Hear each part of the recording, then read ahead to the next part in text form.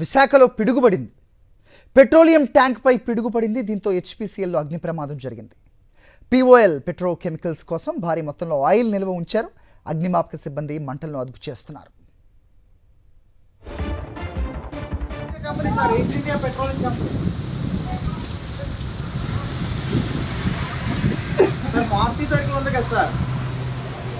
మార్చి circle నుంచి డాకెట్కి వెళ్ళే రూట్లో ఉంటారు. విశాఖ కంటైనర్లు ఉంటాయి కదా sir, lorry yard, BCT terminal, lorry yard.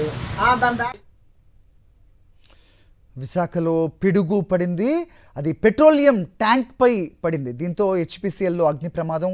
POL petrochemicals కోసం భారీ మొత్తంలో ఆయిల్ నిల్వ ఉంచారు. అక్కడ ఈ అగ్నిమాపక సిబ్బంది మంటలను అదుపు చేసే ప్రయత్నం చేస్తున్నారు.